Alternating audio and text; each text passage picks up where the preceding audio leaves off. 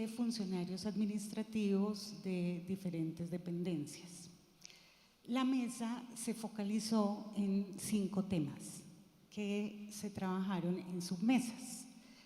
Esos 5 temas fueron la articulación de la interacción social con la investigación, la articulación de la investigación social con la formación, los proyectos de intervención de la universidad, la regionalización y por último la extensión como medio generador de recursos financieros alternativos. En ese sentido, se trabajaron submesas que trabajaron sus temas y fueron discutidos en plenaria. En conclusión, la mesa ratificó lo que está plasmado en el PEI sobre extensión de la Universidad Central y es fundamentalmente que la extensión, el énfasis de nuestra extensión es la interacción social. Interacción social entendida en doble vía, trasciende la proyección social. Entonces, no es solamente una forma de intervenir el entorno, es cómo se interviene el entorno, pero a su vez se genera un aprendizaje para la universidad. Y ese aprendizaje se refleja en los procesos académicos dentro de la universidad, los procesos de docencia, de investigación formativa, que es realmente donde puede evidenciarse la articulación entre las funciones sustantivas de la universidad. La mesa reconoce que si bien eso está plasmado en el PEI, no es como se ha venido desarrollando. Y pocas veces capitalizamos el aprendizaje que se tiene de esas experiencias de intervención externa. Y entonces la estrategia consiste en cómo empezamos desde las unidades académicas a trabajar con todo ese aprendizaje que se tiene del trabajo con el sector externo. Respecto al tema de regionalización, la mesa considera que el trabajo con las regiones, que es muy importante, salir de Bogotá y empezar a trabajar en otras regiones del país, pero ese proceso debe conectarse directamente con nuestros PRAU, son nuestros programas de acción universitaria. Esos son 3, son gestión integral del territorio, productividad con desarrollo humano y reconstrucción de lazos sociales y culturales. En ese sentido, trabajar en las regiones debe significar conectar esos problemas del mundo real que tienen relación con nuestros PRAU para abordarlos desde ahí, fundamentalmente desde los saberes de la universidad.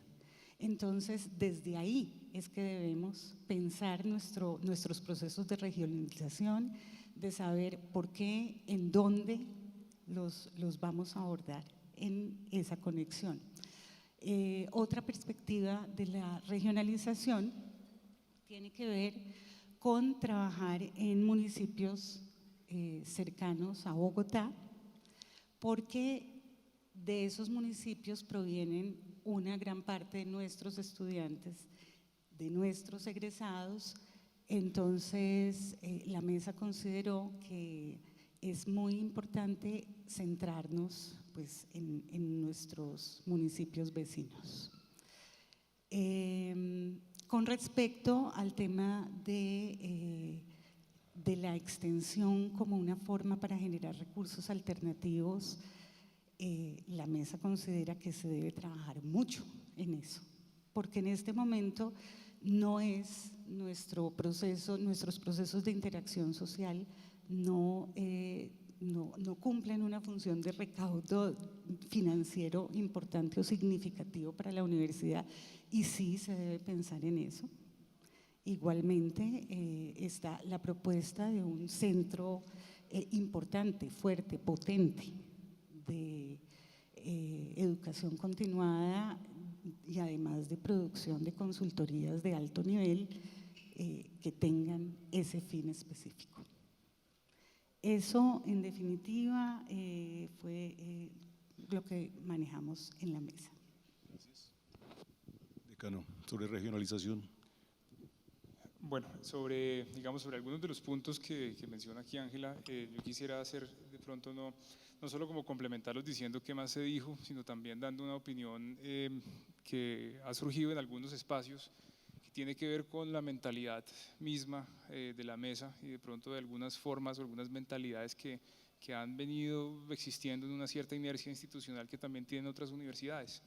Y hay una contradicción en algún momento cuando pensamos que la interacción social es solamente altruismo y proyección social y que ella puede vivir sola sin tener un andamiaje financiero y un andamiaje institucional fuerte que pueda permitir esto. Esto va a sonar un poco extraño, pero digamos que uno se devuelve a las críticas de Friedman, que obviamente yo no las comparto del todo, pero que decía, cuando uno hace obras sociales, cosas buenas, bueno, que lo haga el Estado, nosotros nos enfocamos solamente en hacer la parte productiva que genere rentabilidad. Yo me imagino que existe un camino medio entre esos dos extremos, en donde uno genera esa rentabilidad, pero a la vez también puede generar proyectos altruistas, interesantes, especiales, en donde la universidad también aparezca como un actor clave en los municipios, en temas en donde ya participaba como Manos a la Paz, etcétera.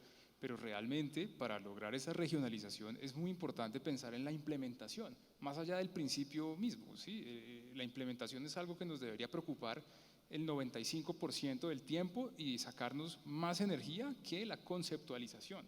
La conceptualización está clara en el PEI, hay suficiente literatura sobre lo que fue en Alemania, las universidades del siglo XIX, etcétera, la extensión o querer hacer algo al respecto del entorno, pero realmente nuestro desafío mayor es en implementar.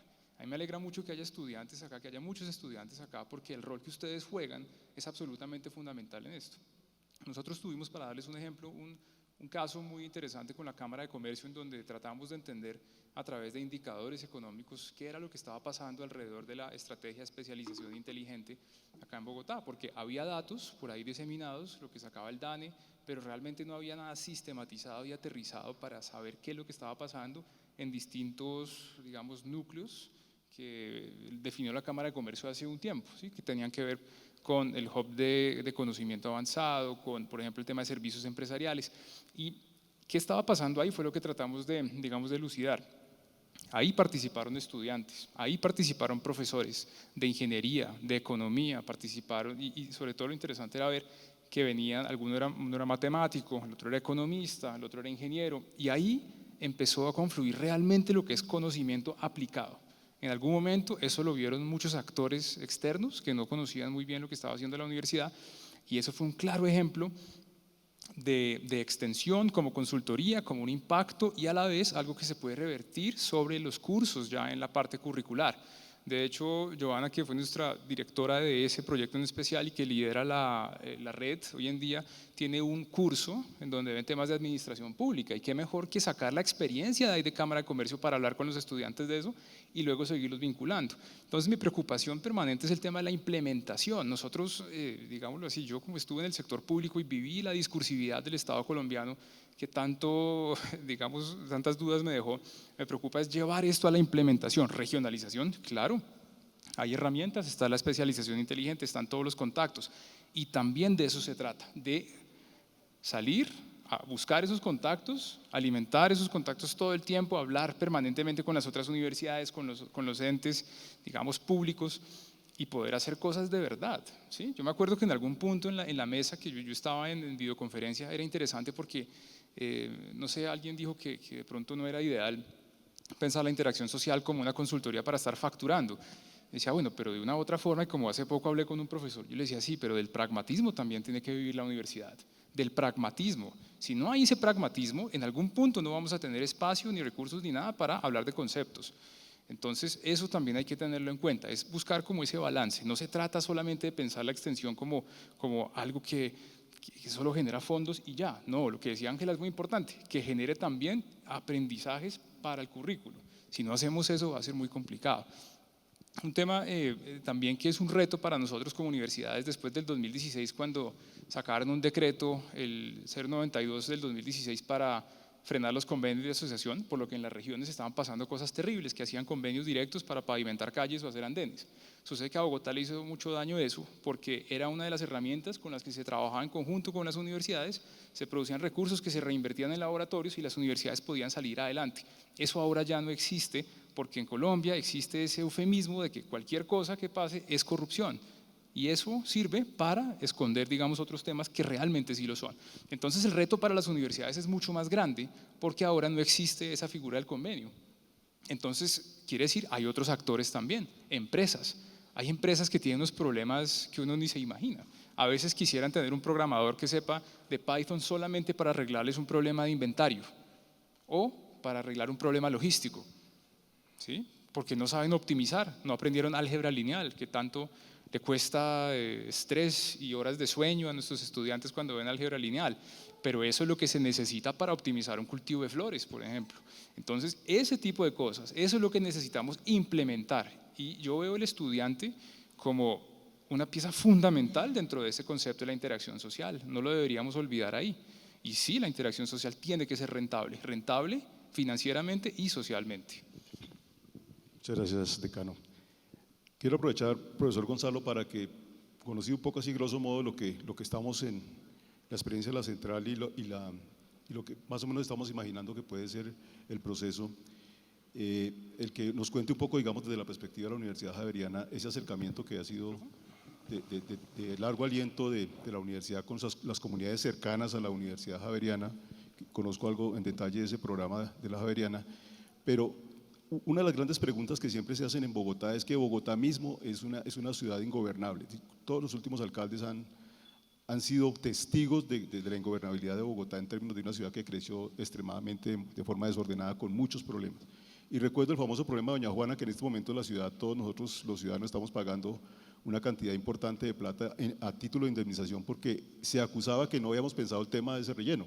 Y lo primero que dijeron era que las universidades en Bogotá, las universidades de Bogotá, que están las más poderosas del país, según algunos, no se habían preocupado por los problemas de la ciudad y que, por ejemplo, frente a ese problema no había una respuesta. No había una respuesta en su momento de por qué no previmos esa situación de ese relleno en particular.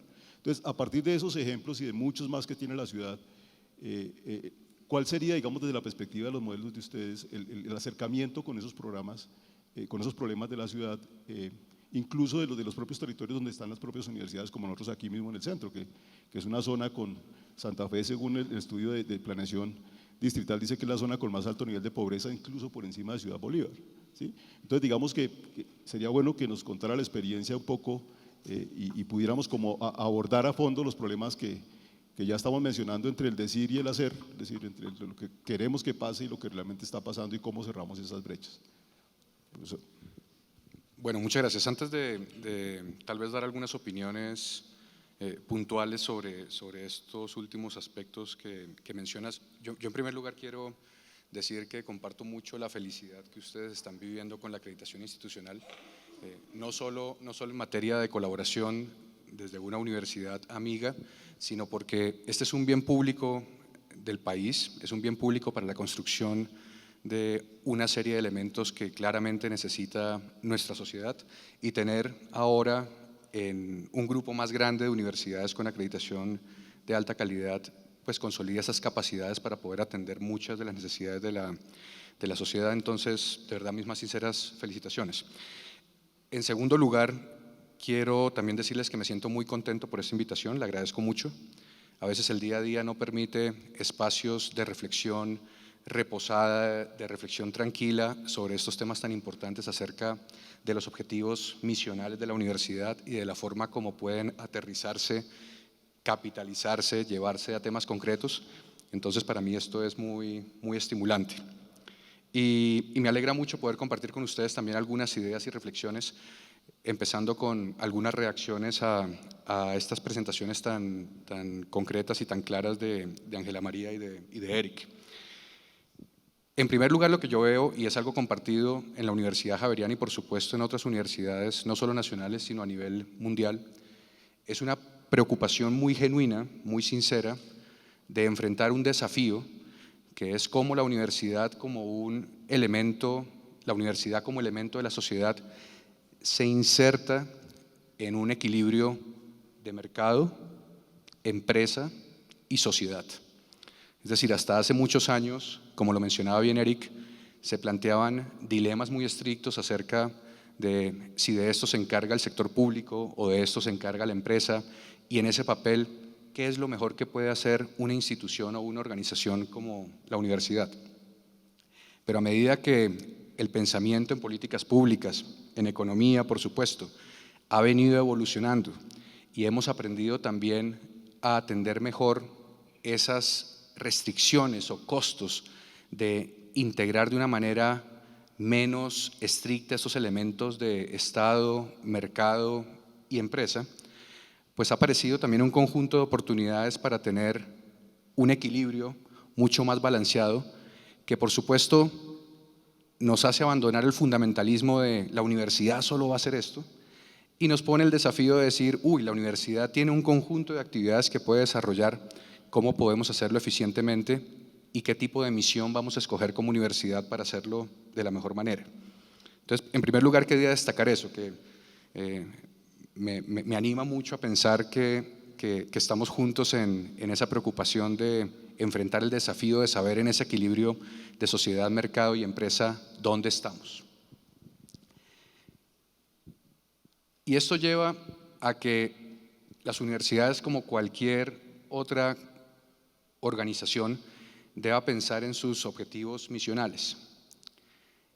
Y tenemos mucho parecido, mucha sintonía en diferentes instituciones, pero a mí me alegra mucho ver cómo en las misiones, funciones misionales de la Universidad Central aparece formación, aparece investigación y aparece interacción social, no como un elemento que se derive de lo que llamamos formación e investigación, sino que está íntimamente relacionado con las dos primeras. Es decir, hace parte de esa triada básica que orienta las diferentes actividades académicas de la universidad.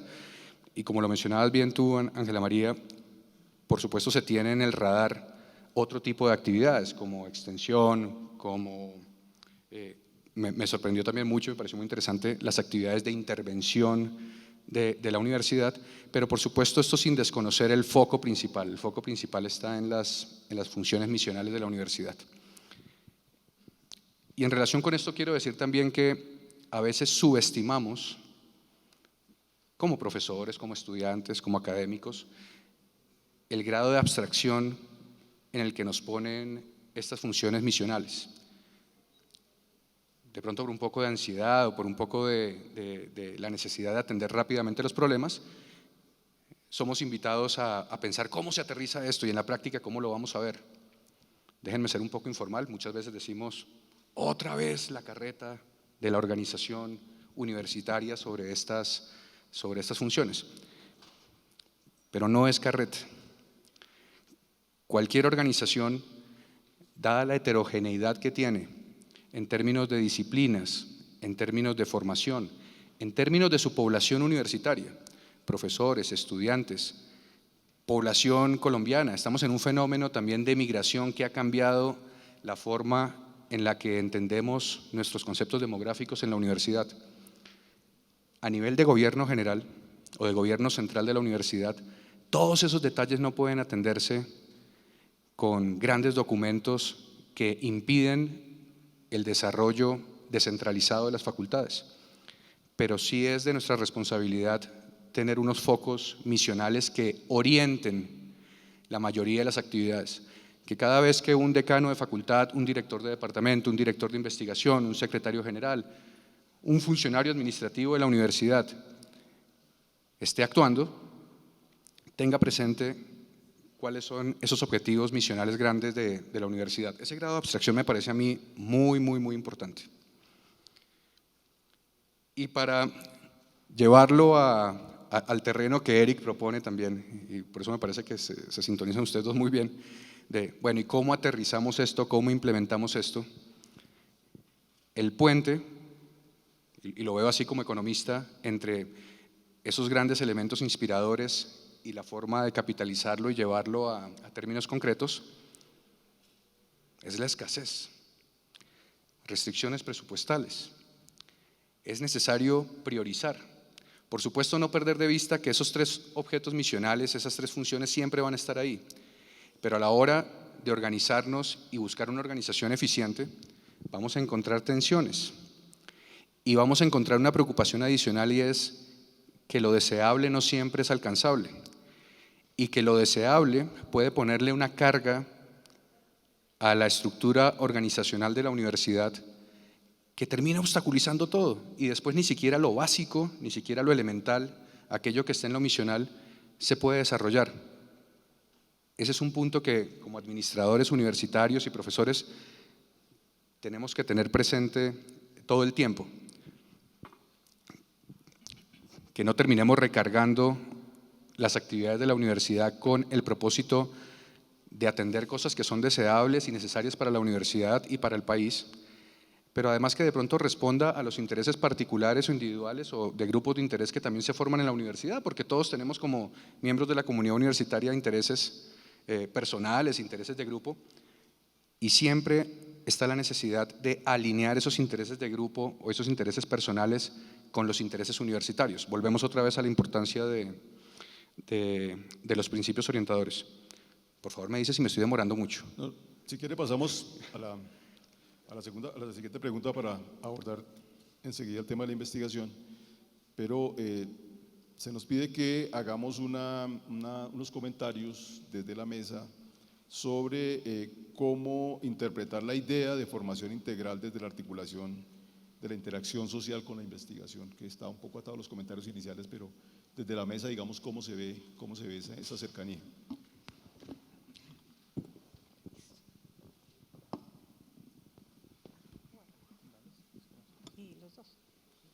Bueno, yo quisiera nuevamente plantear la importancia de la articulación de las funciones misionales.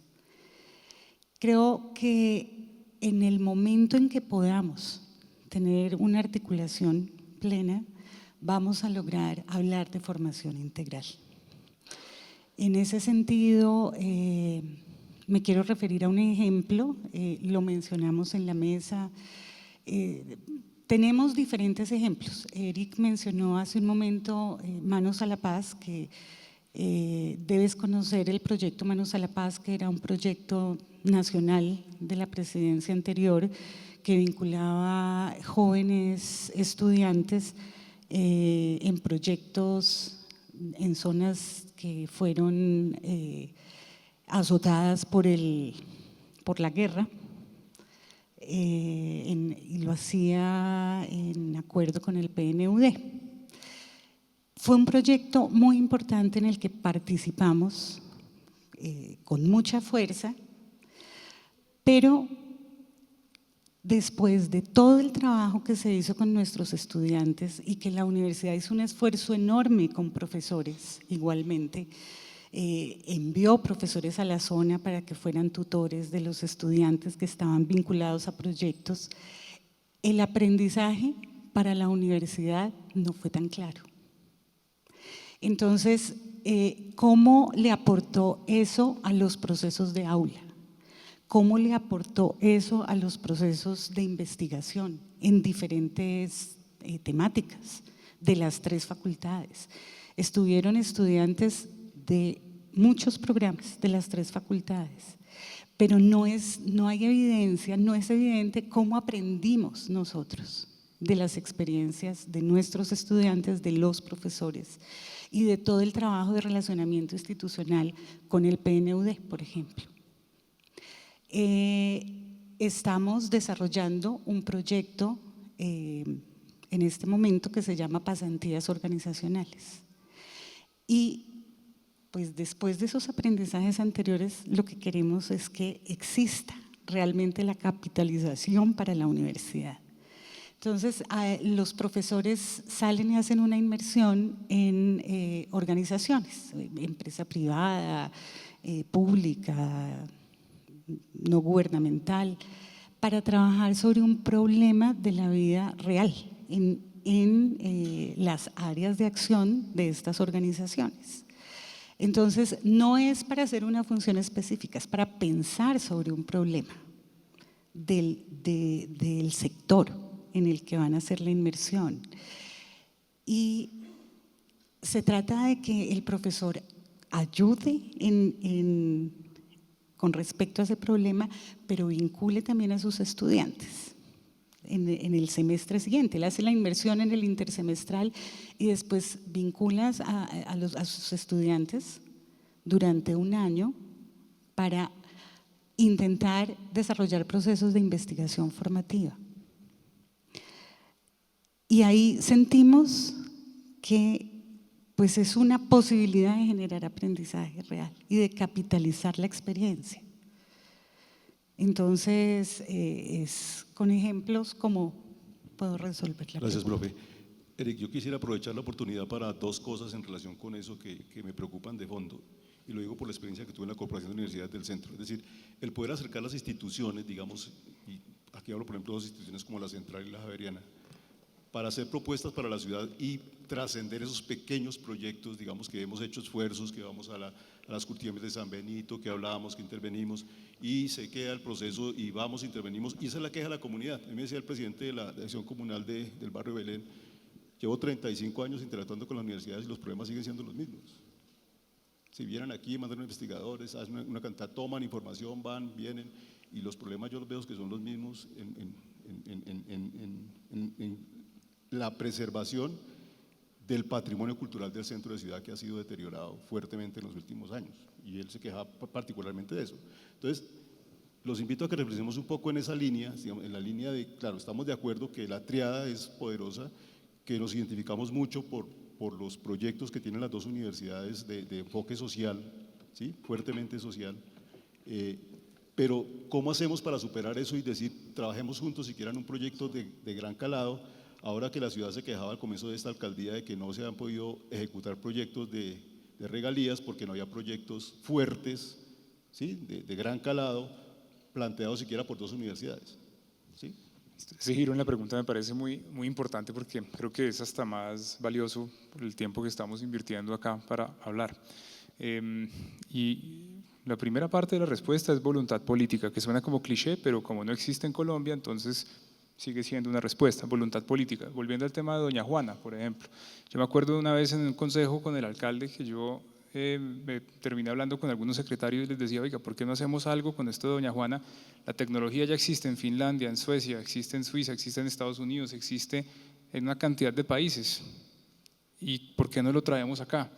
El problema, uno, era legal, porque no había forma de traer esas máquinas y garantizar también el pago de los repuestos por la anualidad del presupuesto. Entonces, ¿hay que falta voluntad política de las universidades que lleguen y le digan al Estado, Fonascun, todas, ojalá las universidades del centro, hay que cambiar la forma que ustedes nos ven. La ley 30, sí, muy bueno y todo lo de la autonomía universitaria, pero tenemos que ir más allá del concepto de la autonomía, porque ¿qué es la autonomía? ¿De qué nos sirve ser tan autónomos si el Estado nos frena también en nuestra capacidad de influenciar al entorno? Es que es una ironía absurda. La tecnología para resolver el problema de doña Juana existe, ya existe, no hay que inventársela de nuevo. Sí, los ingenieros ambientales acá me podrán corregir, pero ¿cuántas conversaciones no tuvimos sobre esto con expertos en la época en la alcaldía? Y lo que nos dimos cuenta es que nadie quería firmar por el riesgo, ¿sí? El riesgo legal personal que eso implicaba. Y así pasan muchas otras cosas. Entonces, las universidades que tienen que tener voluntad política, y ahora aterricemos el tema de la voluntad política porque suena muy bonito. Voluntad política quiere decir flexibilidad, descentralización, ¿sí? Y en la flexibilidad y la descentralización tiene que permitirse a algunas unidades que también vayan y hablen con otra unidad de otra universidad y saquen adelante un proyecto, que no toque pasar por 40 instancias en cada universidad, es decir, en 80 instancias en dos universidades, estoy exagerando, para que se apruebe un proyecto. ¿Sí? Eso es una de las cosas más graves y por eso es que, por ejemplo, en Alemania hay institutos que tienen mucho poder porque tienen autonomía. Max Planck, el Instituto Max Planck en Alemania puede hacer casi lo que quiera porque tienen tanta autonomía ellos mismos que ellos van y golpean el ministerio, llaman a otras 3 universidades. Las universidades no tienen que preguntar tampoco dentro de una facultad o inclusive un departamento, lo que llamamos Lehrstuhl en alemán, el mismo departamento es el que hace el proyecto solo, con autonomía, y no tiene que preguntarle a otras 40 instancias. Entonces las universidades tienen que tener voluntad política, pero permitir la voluntad política para poder llegar a generar esos cambios contra el Estado, porque el Estado en su comodidad siempre va a preferir la inercia de que las cosas no cambien, a menos que sirva para la próxima campaña. Entonces ahí está una de las grandes, yo digo, el único estamento realmente en el que yo creo en la sociedad, después de todo lo que vive en el sector público, es que la universidad es el único que queda, el único bastión que queda de cambio social real, no discursivo. Profe Gonzalo. Sí, de acuerdo. Y sobre eso creo que es importante tener en cuenta que cada investigador, cada profesor en su desarrollo del componente de investigación tiene unos intereses particulares. Esos intereses particulares vienen en su agenda desde que son contratados. Y en algunos casos las universidades tienen que decir, muy bien, respetamos esos intereses particulares porque es parte también de propiciar un ambiente de diversidad, de experimentación.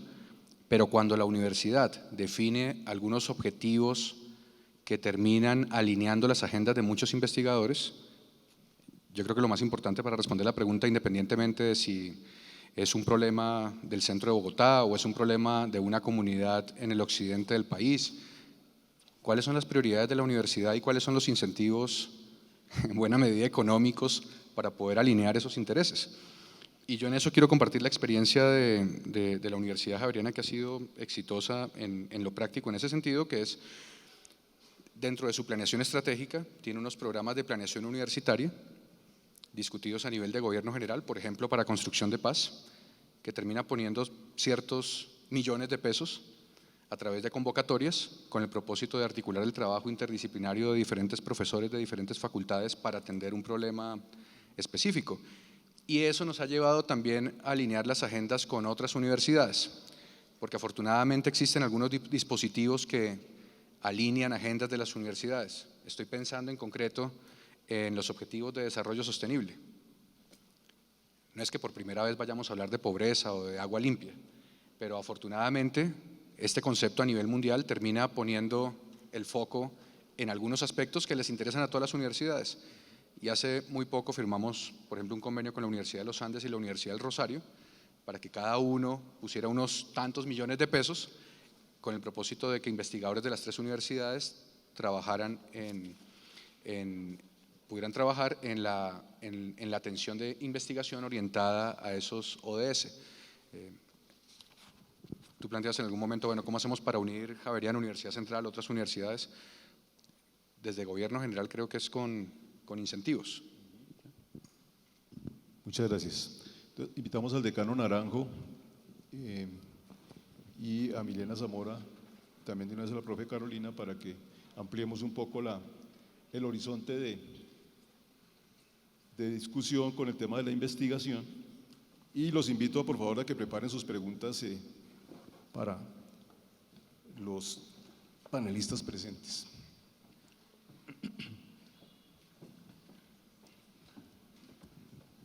Muchas gracias.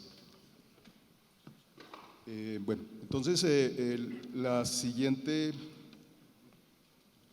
tema pues tiene que ver con el tema grueso de la investigación. Ustedes se han dado cuenta por los discursos que escucharon esta mañana en la instalación del reconocimiento de la acreditación, tanto de la ministra como de los diferentes intervinientes, que la investigación se está volviendo como un elemento de referente para caracterizar universidades, es decir, y eso es un tema creo que a nivel mundial, y se ha discutido mucho sobre las universidades de investigación, etcétera, pero pues hay unas veces que no es tan conocedor de eso, se extraña porque la ley 30 del 92 es clara en el sentido de que quien es universidad tiene que cumplir las tres funciones, digamos, es fundamental. La caracterización es, el artículo arranca diciendo, el artículo 19 de la ley 30, diciendo tajantemente que se involucran de manera universal, dice el artículo, eso pensaban los legisladores de esa época, en esas tres funciones esenciales que estamos hablando.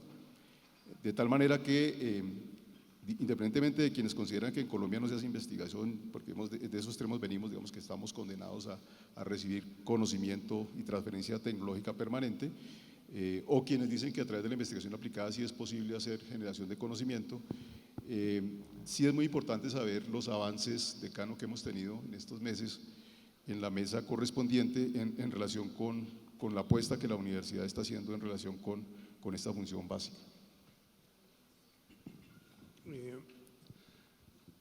Efectivamente, en todo el ámbito de investigación fue uno de los ha sido uno de los ejes que venimos trabajando en el marco de reforma académica, y yo quisiera invitar primero que Milena nos contara un poco cómo fue la dinámica que adelantamos alrededor del tema de investigación, para luego comentarles un poco sobre los planteamientos que se están haciendo para efectivamente fortalecer todo el tema de investigación de una manera integral y obviamente articulada, como bien lo decía Gonzalo, con la formación y con la interacción social, porque en realidad ahí está el eje alrededor del cual gira fundamentalmente pues, las funciones misionales de la universidad. Entonces, Milena. Gracias, ingeniero. Bueno, pues básicamente la mesa de investigación, creación, fue una mesa que se trabajó con unas preguntas orientadoras transversales y que se dividió en 4 mesas, submesas para el trabajo. En estas mesas se trabajaron el tema de la investigación y la creación, cómo se conceptualizan, cómo se entienden, cuál es la apuesta que tiene la universidad hacia esos aspectos tan importantes para nosotros. Se trabajó sobre la idea de la investigación formativa y la formación en investigación. Asimismo, se trató sobre el tema de los grupos de investigación como aquellos entes generadores de conocimiento, articuladores y siendo pues los promotores de nuestra producción de conocimiento. Y pues finalmente nada de esto se puede hacer sin unas capacidades ni un escenario propicio para la gestión y la organización, por lo que se abordó el tema de la estructura y la organización que debería existir para la investigación, pero también de cómo ésta se articulaba con la docencia y con la interacción social como nuestras funciones misionales. Adicional a este proceso, desde el año pasado, hacia septiembre del año pasado un poco, empezamos con la Academia Colombiana de Ciencias Exactas, Físicas y Naturales, hacer una misión de observación de cómo se veía la investigación, un poco una mirada externa. Digamos que este es un 5º capítulo que acompaña el ejercicio, que nos acompañaron pues académicos de esta organización, y que nos ayuda a darnos un poco esa mirada externa de qué es lo que está sucediendo con nosotros. Gracias, Milena. En el trabajo de la mesa, que en realidad fue un trabajo muy participado, tuvimos, digamos, grupos muy nutridos y discusiones muy ricas en cuanto a los planteamientos, en cuanto a esas, digamos, discusiones vivas que yo creo que nos ayudaron muchísimo a avanzar en este tema. Yo quiero comenzar, pues uno de los primeros planteamientos que nos hicimos alrededor del tema, y es importante resaltarlo, investigación, creación. Involucramos de una manera clara el concepto de creación dentro de la dinámica. Y muchas veces para quienes estamos, digamos, en mi caso de la Facultad de Ingeniería y Ciencias Básicas, tiene uno que empezar haciendo un esfuerzo consciente para realmente pensar de una manera integral y no únicamente, digamos, lo que convencionalmente trabajamos en la investigación. Y ese ejercicio, digamos, que ya fue enriquecedor, porque obligaba a reflexiones sobre planteamientos que muchas veces se podían ver de una manera muy natural alrededor, llamemos, de la investigación, para que realmente pudiésemos abarcar todo el concepto de creación, y con las mismas dificultades que sabemos que tiene nuestro Sistema Nacional de Ciencia, Tecnología e Innovación, regido, digamos, por Colciencias, y en el cual de alguna manera pues tenemos que estar incluidos, buscar estar incluidos para poder tener la visibilidad requerida.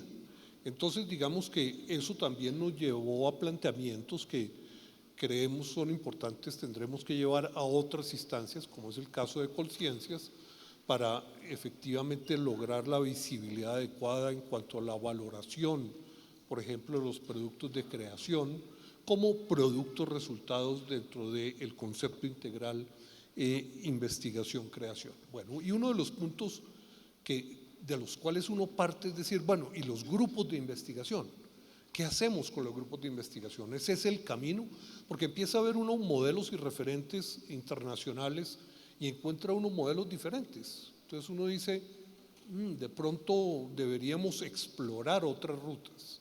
Sin embargo, nuevamente, entendiendo que estamos dentro de un sistema que está organizado, pues lo lleva a uno a que es un camino a recorrer el fortalecimiento de los grupos de investigación y entender con claridad, llamemos las métricas que permiten la clasificación en este momento dentro del Sistema Nacional de Ciencia, Tecnología e Innovación.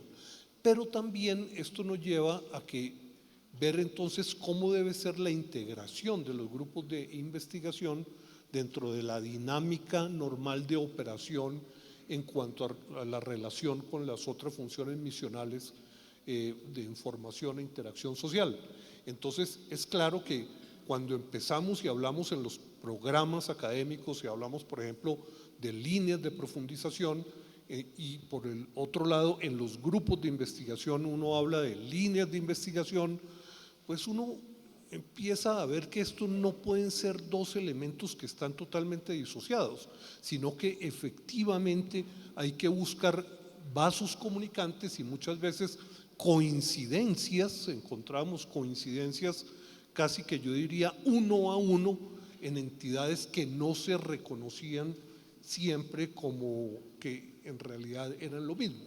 Entonces veíamos la importancia de desarrollar procesos de comunicación mucho más efectivos y en la práctica entre la parte de formación y la parte de investigación. E indudablemente, y para terminar con este primer componente, indudablemente la vinculación, o más bien cómo las actividades de los grupos de investigación son semillas y fortalecen la estructuración de programas de posgrado que por supuesto tienen que tener componentes importantes de investigación y que no pueden surgir del aire, no pueden surgir de la nada, tienen que surgir precisamente de esos procesos que se han ido adelantando a través de los grupos de investigación. Entonces uno ve caminos, y entonces ve caminos que hemos recorrido, pero muchas veces no los hemos recorrido sistemáticamente, de una manera totalmente articulada, y vemos que es necesario dentro de este proceso, primero, ser conscientes, visibilizarlos y tomar la determinación para recorrer estos caminos. Por ejemplo, que se inspira un grupo de investigación, posiblemente a través de un grupo de profesores, a través de demandas sociales que surgen de líneas de profundización que eventualmente se adoptan por intereses que se combinan en líneas de investigación de grupo y que empiezan a ser esas semillas de programas de posgrado que, si este proceso se da de manera adecuada, van a ser programas pertinentes para la sociedad y que van a responder a necesidades específicas. Quisiera parar ahí en esta primera parte. Gracias, decano. Muchas gracias, decano. Profe Gonzalo, uno, digamos, de los temas fuertes en investigación que usted lo acaba de mencionar es que, y según usted le entiendo, es la universidad tiene que buscar un justo equilibrio entre lo que la empresa, el mercado y la sociedad le exige eventualmente. Todos sabemos en esta sala que tenemos un país donde mayoritariamente la economía la mueven pequeñas y medianas empresas, incluso MIPES, micros y pequeñas empresas, y eso genera un reto para el país inmenso, digamos, y hemos intentado incluso en esta universidad acercarnos a los clústeres de confecciones de San Victorino, etcétera, para mirar cómo se está moviendo eso, ¿sí? Y entonces, digamos, frente a esa realidad, digamos, un poco los obstáculos que desde la investigación se presentan, digamos, eso es lo real, eso es lo que está pasando realmente. Usted mismo lo dijo, la enunciación teórica, los documentos, los estudios, que la academia tiene que cumplirlos porque pues, son valiosos, por el hecho de que sean académicos no quiere decir que no sean valiosos, pero siempre estamos en la misma línea, o sea, es investigación aplicada, es las dos cosas, ¿qué priorizamos? Porque usted mismo lo dice, el presupuesto no alcanza para todo. Entonces, ¿cómo hago yo, si soy el que tengo que tomar la decisión de focalizar o priorizar, cómo priorizo esa agenda? ¿Sí? Sí. Conectando las dos intervenciones de ustedes, lo primero sí es que debe haber una apuesta más fuerte a la investigación. Y lo digo porque creo que a nivel nacional estamos en una transición de una educación superior muy enfocada a la ventaja comparativa que por muchos años tuvo, que fue la docencia, a una educación superior que empieza a crear unas capacidades que le permite ahora también contribuir fuertemente en investigación en temas que son atractivos no únicamente para la investigación aplicada colombiana, sino de manera internacional. Por poner dos ejemplos muy concretos, piensen en las capacidades de estudios de diversidad, de medicamentos derivados de esa diversidad, de enfermedades tropicales y ahora más recientemente con nuestro proceso de paz también en innovaciones de aspectos jurídicos para poder atender las transiciones de un conflicto a una sociedad que aspira a tener una paz estable y duradera. Y para eso hay que reconocer primero lo obvio, en lo que todos estamos de acuerdo, y es que hay un círculo virtuoso entre innovación y docencia, que no se ve virtuoso cuando aparecen las restricciones presupuestales. Entonces va la plata para contratar profesores que dicten estos cursos un poco más grandes o invertimos en algunas capacidades de investigación. Pero hay que reconocer, creo yo, que una mejor investigación lleva a una mejor docencia, por lo menos en muchas áreas. La alternativa es una docencia que simplemente replica un conocimiento creado en otros lados. Y eso está bien en ciertas etapas, pero creo que sí estamos en una etapa de construcción mucho más rápida, en donde ahora los profesores podemos transmitir también en nuestras clases y en nuestras actividades de formación lo que nosotros estamos contribuyendo en materia de expansión de campos de conocimiento. Eso creo que es algo obvio, pero vale la pena mencionarlo. Algo menos obvio, y que por supuesto ha sido uno de mis caballitos de batalla cuando tengo que participar en las discusiones presupuestales sobre investigación, es que la investigación tiene unas externalidades positivas que a veces otras actividades académicas no tienen. Piensen, por ejemplo, en otra palabra muy común para nuestras universidades, que es internacionalización, que ya se encuentra en unos niveles superiores a los de tener tantos estudiantes norteamericanos, alemanes o canadienses en nuestro campus, sino que significa de verdad una integración práctica con redes de conocimiento a nivel global. Eso no ocurre con programas de movilidad de estudiantes. Incluso la movilidad de los estudiantes se convierte en consecuencia de la participación de los profesores en redes globales de conocimiento. Y la participación de los profesores en redes globales de conocimiento es a través de investigación. Se forman doctores, regresan al país, la única forma de que se mantengan en contacto con esas redes, que a veces son más pequeñas de lo que uno imagina, de coautores, de financiadores internacionales, es si ese profesor puede continuar su agenda de investigación. Entonces, círculo virtuoso, internacionalización, y el último, para no extenderme mucho, es que los estudiantes cada vez más demandan toda una ruta de formación. No están pensando en voy a hacer mi pregrado en economía en la Universidad Central o en la Universidad Javeriana, me gradúo, voy al mercado laboral y mi salario va a ser aproximadamente de tanto. Están soñando con maestrías, con doctorados en otras universidades, con la posibilidad de vivir afuera, con la posibilidad de compartir de colaborar con personas de otros países. ¿Qué es lo que más valor agregado le da al estudiante para poderse integrar también a esas redes de conocimiento? Que el profesor pueda compartirlas con el estudiante a través de cartas de recomendación, a raíz de contactos. Ese es el tipo de cosas que se pueden ofrecer en la universidad que todavía, por ejemplo, la educación virtual no logra reemplazar. Ese contacto día a día, esa red, ese efecto de aglomeración. Pues yo siempre trato de convencer a todo el mundo que si tenemos un peso escaso, donde hay que invertirlo es en investigación. Muchas gracias.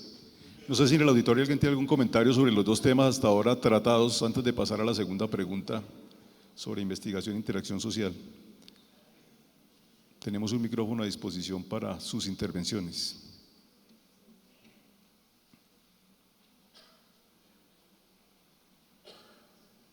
Damos la ronda y volvemos nuevamente a ver si alguien se anima a comentarnos. Entonces, ingeniero Naranjo, la pregunta segunda dice, ¿cómo interpretar la idea de formación integral desde la articulación entre interacción social? Aquí sería investigación e interacción social.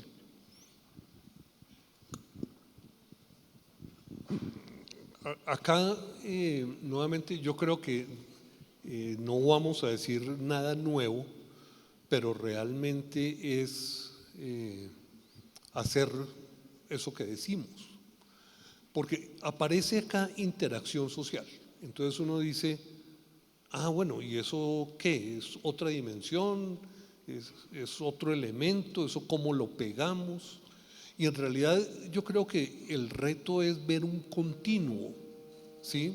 Y un círculo virtuoso, porque empecemos, ¿alrededor de qué investigamos? ¿Cuál debe ser uno de los motores que nos definan las preguntas de investigación? Pues deben ser las realidades en las que vivimos y los problemas que están planteados y que si los trabajamos pueden llevar respuestas a esos problemas de la sociedad. ¿Y cómo llevamos esos resultados a la sociedad? ¿Cómo impactamos realmente los colectivos que nos han debido inspirar precisamente estos procesos de investigación? Pues precisamente a través de los procesos de interacción social. Y entonces uno dice, bueno, pero y la parte de formación, no nos olvidemos, porque hablábamos de las 3 funciones misionales de la universidad. También nos tenemos que asegurar de los procesos de retroalimentación que se deben generar en los procesos de investigación hacia la formación y por lo tanto la participación de los estudiantes en lo que en nuestro caso llamamos formación para la investigación e incluso la investigación formativa, es lo que nos permite precisamente generar esa conexión, ¿sí? Y esto, pues nuevamente por eso digo que no es nuevo, porque lo declaramos, el reto realmente lo tenemos, es el implementarlo de una manera, voy a decirlo, que nos suene natural, que nos fluya de una manera natural, que no tengamos que hacer grandes esfuerzos para efectivamente conectar las situaciones de entorno, los problemas, que nos inspiren los proyectos de investigación, que generen unos resultados que nos permitan volver a la sociedad para precisamente atender esos problemas. Y aquí estoy hablando de todo tipo de problemática, obviamente problemas sociales, pero pueden ser problemas tecnológicos, retos científicos, etcétera, que encontremos dentro del entorno del cual queremos impactar. Me parece que el reto ahí está en caminar el camino. El camino yo creo que lo hemos discutido, lo hemos hablado, lo comprendemos, pero tenemos que aprender a sistemáticamente recorrer el camino. Ese sería el planteamiento dentro de las discusiones que venimos adelantando. Quisiera complementar un poco la idea del ingeniero Adolfo.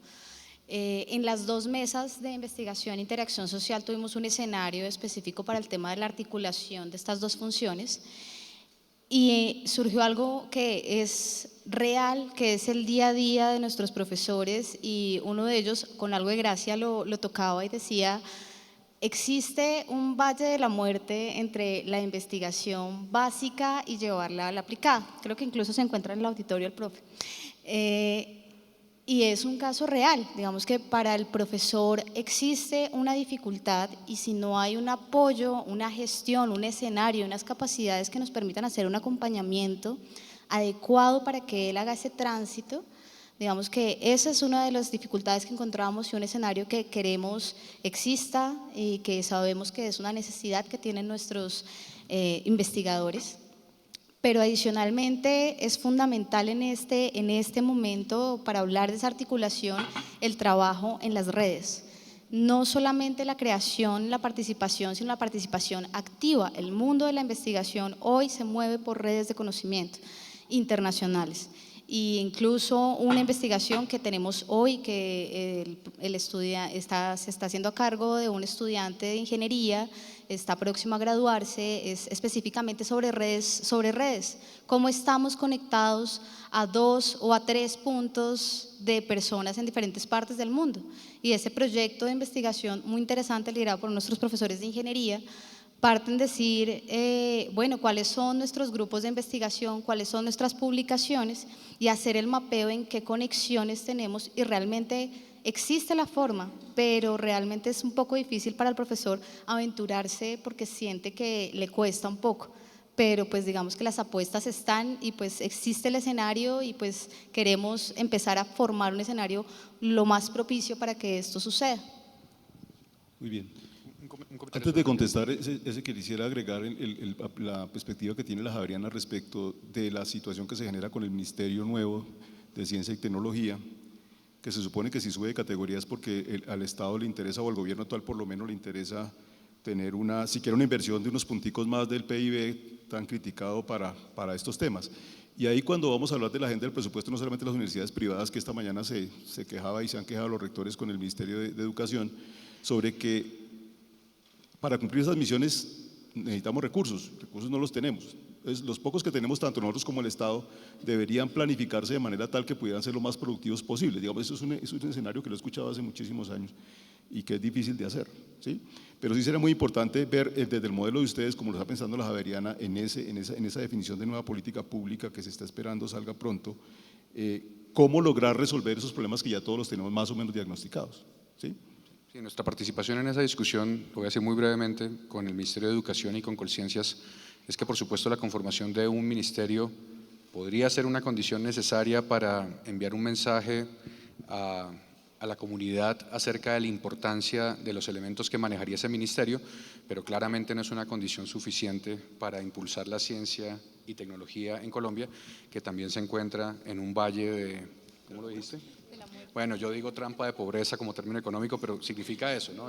Unas condiciones que garantizan estabilidad, desequilibrio y de las cuales hay que salir con grandes empujes, y eso no va a pasar, como dices tú, si no se dedican suficientes recursos, y eso debe llevar también a las discusiones de dónde van a salir esos recursos. Si uno mira el presupuesto general de la Nación, entonces tendrán que sacrificarse algunas de las cuentas que por mucho tiempo han tenido participaciones muy altas. Ahí hay varios ejemplos que no son del tema de hoy. Pero para unir nuestras actividades, o sea, para alinear el espíritu de las actividades de la Javeriana con las de la Universidad Central, yo quiero decir que hay dos elementos que pegan todo. Uno, formación integral, es un término que utilizamos frecuentemente, y el segundo no lo llamamos integración social, que me parece por cierto muy bonito, lo llamamos servicio, que tiene ese mensaje importante que planteaba Ángela María, que no es de la universidad para la sociedad, sino de una interacción en doble vía con la sociedad, pero en eso también entendemos el servicio. Y cuando hablamos con personas fuera de las universidades, seguramente la gente dice, bueno, pero en la práctica, ¿qué significa formación integral? Y yo aquí quiero proponerles que formación integral debe significar formar buenos ciudadanos. Y cuando uno forma, ¿qué es buenos ciudadanos? Ciudadanos que logren contribuir a un crecimiento agregado, público, y que no estén pensando únicamente en sus intereses personales, que en algunos casos puede llevar a condiciones destructivas de la comunidad. Queremos ciudadanos solidarios, comunitarios, que toman decisiones políticas en entornos desde las juntas de acción comunal o desde las reuniones del edificio sobre si pintamos la fachada o no, hasta las participaciones políticas a nivel nacional. Y también queremos, para integrarlo con una de tus preguntas, pues también queremos ciudadanos que contribuyan productivamente a la sociedad, y ahí vienen las demandas del sector público. No podemos tampoco formar ciudadanos que tengan unas visiones idealistas desconectadas de las demandas de mercado. Pero fíjense que al ponerlo como un elemento y no como el principio, no estamos formando empleados del sector empresarial, no, estamos formando ciudadanos que dentro de sus diferentes actividades tienen que ser productivos en la sociedad. Ese es un elemento. Ahí es donde vienen las demandas del sector productivo, donde tenemos que ser realistas.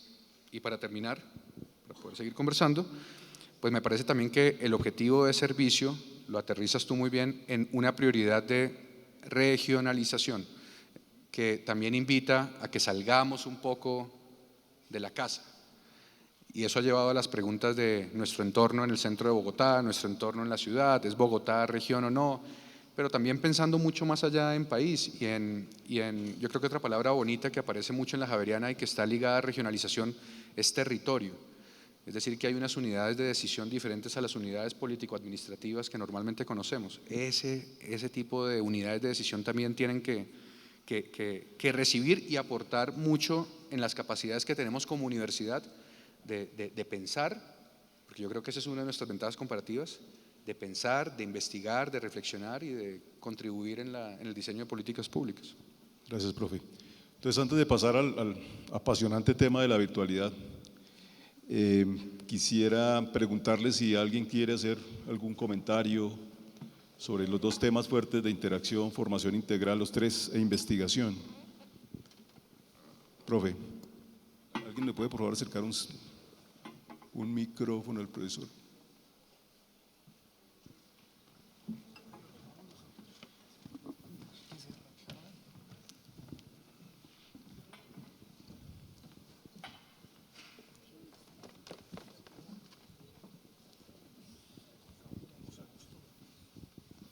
Profesor José Augusto Galvis, muchas gracias. Bueno, no, un comentario pequeño respecto al tema de investigación, justo lo que decía el profesor Gonzalo. Si nosotros vemos los países y los comparamos con universidades, los países que hace muchos años entendieron la investigación como vía de desarrollo son los países que hoy en día son potencia. Y son los países donde su gente tiene pues las mejores condiciones de vida. Lo mismo pasa con las universidades del país. Y bueno, las del mundo, las que entendieron que la vía del desarrollo era precisamente la investigación, hoy en día son las universidades que están en los listados más altos de los rankings internacionales y nacionales. Si uno hace una lista, una columna de universidades que más investigan, mejores universidades del país, pues las dos listas coinciden perfectamente. No es una coincidencia. Entonces, mi comentario va hacia que la Universidad Central tomó una decisión en algún momento de fortalecer la investigación, en que ese era uno de los caminos en ir hacia adelante. Sería muy triste sentir, porque yo siento que hay bastante ruido en el entorno, al menos en el entorno profesoral, respecto a tomar ahora el camino contrario. El que invertir en investigación es un desperdicio y que debemos ir en una vía contraria. Eso sería tomar el camino de vámonos hacia el fondo de esa columna que en algún momento decidimos impulsar. Entonces le quería dar las gracias al profesor Gonzalo por de nuevo abrirnos los ojos hacia lo que es obvio y evidente, que muchas universidades lo saben hace años, que la investigación es un camino que se toma y no se suelta. Muchas gracias, pero para que esté seguro de si quiere agradecerme, estando de acuerdo con eso, pues también hay que manejar con realismo los presupuestos de las universidades. Entonces, lo que yo sí creo que es importante es la definición de la escala. Bueno, ¿qué tanto va a haber de investigación y que no tengamos una situación como la que dices tú, que nos pasa a todos, contratamos a un profesor, pero a veces no se planea muy bien su horizonte de tiempo en el largo plazo y después no cuenta con los laboratorios o con los recursos para poder expandir su potencial como debe. Y frente a los rankings son importantes, están ahí, orientan muchas de nuestras políticas, pero siempre es muy importante conservar nuestra naturaleza, la naturaleza de nuestras instituciones, porque somos instituciones de largo plazo que no pueden ir con los ires y venires de la moda, y pues en eso también se hace importante lo que usted menciona. Estamos en un momento de preocupación financiera en muchas universidades privadas, y entonces hay que cuidar con mucha atención esos avances que se han venido dando, ¿no? Gracias. Yo quería también agregar brevemente, ante el ejemplo que José Augusto nos pone de países desarrollados e investigación, entender que la investigación no lo hacen los países porque sean desarrollados, sino todo lo contrario. Esos países son desarrollados porque hacen investigación, ¿sí? Y si uno entiende la relación de causalidad acá, uno no puede, digamos, sencillamente en un momento tomar la decisión de no hacer investigación, porque se está quitando el futuro, ¿ok? Ahora, con toda claridad, yo creo que siempre, siempre habrá discusión y siempre es sano que se dé discusión académica sobre qué tanto de una cosa, qué tanto de otra, cómo la balanceamos. Yo creo que es válida la discusión y yo creo que es también de la responsabilidad de todos, y cuando digo de todos es de todos los estamentos de la universidad, el participar en estas discusiones, y digamos que a eso no le debemos tener miedo, a esa discusión, pero con toda claridad nosotros como Universidad Central, y yo creo que toda universidad tiene que estar comprometida con investigación de calidad que se esté haciendo, y nunca vamos, o sea, es que sería como cortarse uno una parte vital de su organismo, ¿sí? Que le permite existir, ¿sí? Que la discusión va a estar, sí, y siempre va a estar, e indudablemente en épocas de restricciones financieras las discusiones se avivan, pero yo también creo que en esos momentos también pues aprendemos a ser eficientes, creativos y demás cuando hay un compromiso integral. ¿Okay? Y un poco parte de esa creatividad también surge de las apuestas que recientemente estamos teniendo, y es de pensar que Colciencias pues es un fondo muy pequeño para inversión en investigación. Nosotros, sobreviviendo como universidad de las matrículas, también es un poco difícil, sino en pensar en trabajo colaborativo y trabajo de alianzas con universidades. Creo que todo el sector privado de las universidades estamos en la misma situación, incluso el público, en el cual estamos pensando cómo colaborativamente podemos construir ejercicios que nos permitan trabajar conjuntamente sin que eso represente tantos costos y que para todos sea beneficioso, y caminarnos hacia los proyectos de investigación. Un poco no podemos sentir que la investigación es como en algún momento la competencia. En este momento es crítico, no lo podemos sentir así. Mi competencia no puede ser la Javeriana en investigación, debe ser mi aliado para que juntos lleguemos a resultados de investigación. Es un poco la apuesta en la que en este momento muchas universidades, incluso la universidad, le está apostando a los trabajos un poco colaborativos. Una cosita pequeña. Y en materia de colaboración también algo en lo que estamos trabajando y que puede ser útil compartirlo, y es algo que nos beneficia a todas las universidades en Colombia, es capacidades en temas como compliance, o sea, de la conformidad de ciertos requisitos de investigación internacional, porque si por ejemplo queremos relajar nuestra restricción para atraer recursos externos del National Science Foundation, NIH, Horizonte 2020, la Comunidad Europea, pues sabemos que esa gente sí se toma en serio las regulaciones de sus fondos federales y de a dónde va la plata.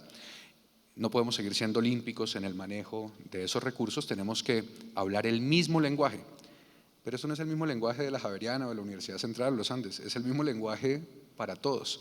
Y eso nos permite conectarnos con universidades afuera que sí tienen acceso a los recursos federales de los Estados Unidos, y por supuesto eso termina financiando parte de nuestra investigación, como otro ejemplo de lo que tú dices. Muy bien, es muy importante entonces como conclusión ese punto del tema de pensar mucho el tema de la organización y la gestión de la investigación, y estoy de acuerdo con el decano en el sentido de que la universidad tiene… Sí, ya pasamos a la pregunta. ¿Quién tiene otra pregunta? Ya. El de buscar, reiterar, digamos que institucionalmente, y hablo como un financiero puro, un financiero ese que casi no tiene corazón, y es que desde la óptica incluso del financiero sin corazón, él tiene claro que unas inversiones tienen que cuidarse. O sea, si yo he hecho unas inversiones, si nosotros invertimos en unos equipos importantes, yo no puedo dejar esos equipos sin usar. Y desde la perspectiva de un financiero frío va a tener que decir, eso tiene que tener un sentido porque se compró esos equipos con un propósito de investigación.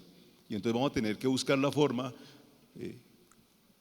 creativa, digamos, de buscar recursos de alguna manera para que mantengamos los niveles racionales en el ejercicio de la investigación en una agenda del mediano y del largo plazo. Ojalá, porque es donde tenemos el reto. ¿Cómo hacemos agendas que no se nos corten un año y nos fuimos de vacaciones colectivas y como que empezamos otro mundo al año siguiente, sino cómo logramos desde la gestión, que es el reto, y desde la organización de la investigación, el que se entienda que esas agendas tienen que ser del mediano y del largo plazo, porque la investigación seria, la investigación de fondo, incluso la aplicada de fondo, se hace en un proceso difícil, largo, de acercamiento al problema, etcétera. Y yo creo que hoy que tenemos, según el Instituto de Estadística de la UNESCO, 7,8 millones de personas dedicadas de tiempo completo a la investigación científica y tecnológica, pues creo que hay una masa crítica lo suficientemente poderosa para poderse conectar a través de redes a diferencia de otras épocas donde casi que saber eso era imposible. Entonces creo que estamos en un estadio donde podemos buscar los administrativos con los académicos soluciones muy inteligentes para darle agenda a una misión que, como lo dije desde el comienzo, es obligatoria desde la propia ley, ¿sí? Siguiente pregunta, profe Fabián. Qué pena que no lo estaba visualizando. Una reflexión y a partir de la intervención que hace el profe Gonzalo, y es digamos, la dinámica en términos de comparación permanente en la cual está una organización como son las universidades, en términos de rankings, que están, digamos, comparando cosas que a veces no son comparables. Entonces, digamos que ahí también nosotros como académicos debemos construir esa línea de diálogo, porque pues uno no podría, yo por lo menos no creería posible inclusive comparar el trabajo de la estructura organizacional, por ejemplo, en términos de investigación, interacción social de la Javeriana con la central. Eso para llamar la atención en términos del análisis, en términos de una singularidad que tienen las organizaciones.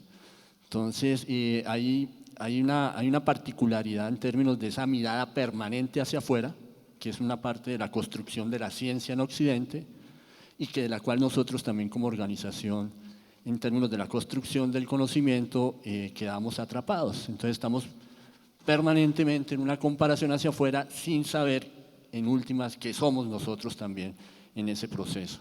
Entonces aspiramos a ser como una universidad X, en donde la estructura es otra, donde los recursos son otros, y en ese sentido, digamos, también es un llamado a pensarnos desde esa mirada, ¿no? Y en esa línea, digamos, uno dice, en términos de las mesas que han venido, o hoy tuvimos ocasión de escuchar esta socialización, investigación e interacción social, en términos de los alcances que se tiene de acuerdo a la estructura que es la Universidad Central en ese proceso, y digamos, para no construir sobre un deseo, ¿sí?, sino sobre una estructura real, ¿sí? Digamos que en eso yo invitaría a una mirada permanente que se ajuste a esa realidad en la cual somos y sobre eso poder estar trabajando y no estar en una mirada hacia afuera. Eso me lleva a otro ejercicio y es el tema de la universidad pensando en una interacción social hacia afuera cuando la organización misma tiene problemas. Es decir, antes de estar mirando hacia afuera también podría ser una mirada interna que por ejemplo, lo planteaba en algún diálogo también con el doctor Trompa, el tema, por ejemplo, de deserción y, digamos, de retención estudiantil con problemas en áreas de conocimiento matemático y que requiere una acción en términos de, y bien podríamos pensar esa interacción al interior de la organización en un voluntariado que implique la relación de estudiantes de ingeniería, por ejemplo, con estudiantes en el caso nuestro de administración, que apoyen procesos de construcción de conocimiento de pares, que atienden una necesidad de una organización en términos específicos. Entonces también es no solamente el observatorio para afuera, sino también hacia adentro en esa mirada que nos compete en términos de, hay muchos temas como organización educativa que investigar y muchos elementos de interacción también en términos internos que nos permitirían también primero construir cosas muy fuertes internas y poder también en ese aprendizaje llevar hacia afuera. Muy bien, profe, muchas gracias. Cuéntame. Muy buenas tardes. Me alegra mucho y como parte del cuerpo docente de la universidad de que tengamos la acreditación, de que se den estos espacios de debate sobre investigación y hago la reflexión hacia dos puntos. Primero, desde el departamento de mate ya existen alternativas con la que plantea el profesor, que son las tutorías. Y pues que son las monitorías en las que los mismos chicos de otros semestres están ayudándole a los otros chicos. Ahí viene hacia dos puntos y creo que son los retos que tenemos los profesores de hoy en día con estas nuevas generaciones, que me perdonen los chicos, pero son un poco raras. Sí, la motivación hacia el conocimiento a veces no es la misma que teníamos nosotros. Y esos cambios de lenguaje y de paradigma tenemos que empezar a aplicarlos. Y creo que el rol del docente ya no es solo el generador de conocimiento, sino que somos generadores de no solo esos conocimientos, sino de las habilidades blandas que tienen que tener los nuevos profesionales. Esos profesionales íntegros, que sean líderes, que sean prospectivos, que generen soluciones a futuro, tienen que ser generadas desde nosotros los docentes y tienen que ser motivadas desde nosotros los docentes y empezar a trabajar y esas batallas nuevas de esos nuevos paradigmas con estas nuevas generaciones que son muy diferentes y empezar a ganárnoslas, porque son gente muy diferente y tratar de volver a enseñar como a nosotros nos enseñaron. No, estos son chicos totalmente diferentes y nos toca cambiar ese paradigma. Y hay cosas que la universidad sí está haciendo y nos estamos apoyando. Y estamos creciendo y estamos viendo esas problemáticas y siempre estamos tratando de buscar soluciones y estamos abiertos, pero ya hay iniciativas hacia eso. Pero lamentablemente dentro de esas nuevas generaciones a veces los chicos, ya sea por problemas de horario y otro montón de cosas, y ya más por problemas de organización y logística específicamente, no se están dando con los alcances totales, pero sí se están haciendo. Pero ahí viene hacia mi pregunta y hacia mi reflexión hacia la investigación. Sí, es muy bonito pensar en una investigación pragmática, en que se pueda llegar a una integración social y una visibilización social y que la comunidad completa vea, nosotros logramos esto en función de la universidad y que logramos salir adelante en función de la universidad y que eso se pudo capitalizar para ambos y un buen compendio. Pero si le vamos a apostar a la investigación, es importante entender que no solo hay una investigación aplicada es necesaria, también la investigación totalmente académica es necesaria. Muchas de las cosas que estamos poniendo hoy en práctica hoy en día y que se usan y que son el boom, resultan que era una vaina que hace 100 años se inventó alguien, están en un paper, pero ¿eso para qué servirá? Todavía no se podía. Hoy con los superprocesadores y computadores ya vimos, se puede aplicar y sirvió.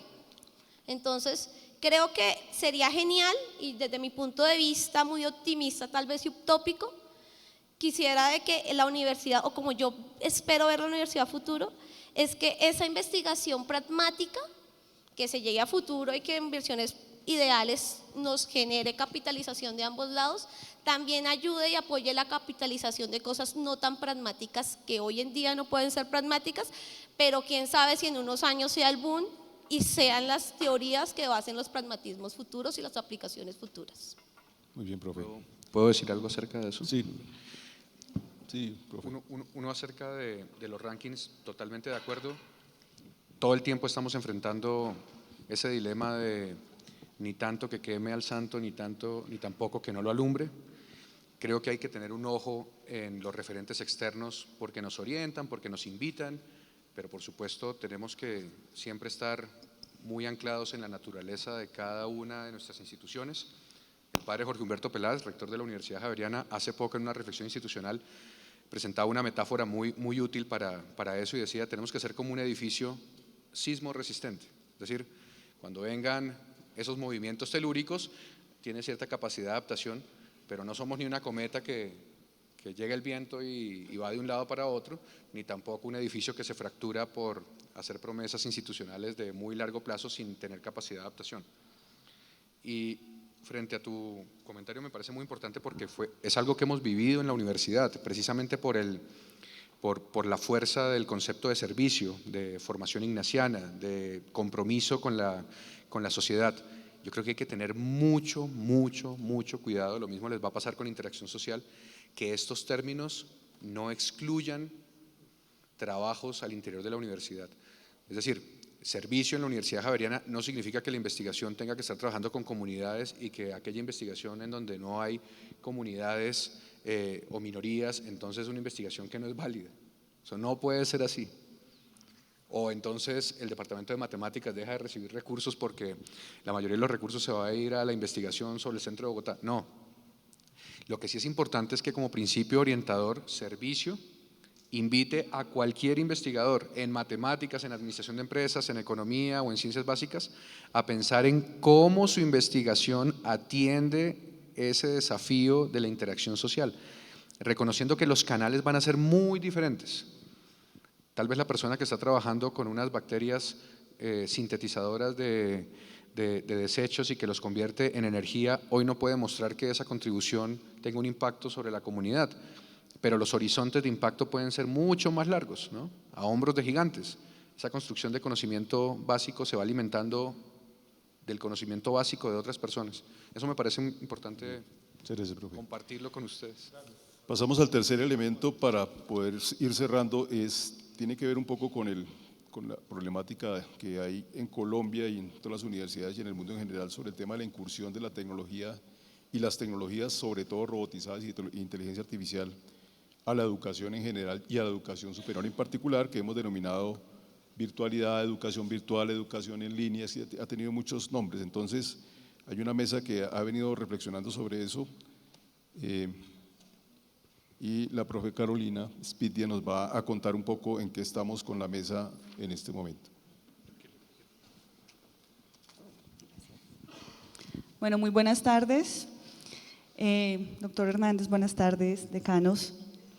Particularmente el trabajo de la mesa de virtualidad en el marco de la reforma académica inicia hace un año, como lo mencionaba el vicerrector hace un rato, inicia a partir de una mesa de virtualidad en la que citamos a varios integrantes de la misma universidad que tienen intereses comunes frente al tema.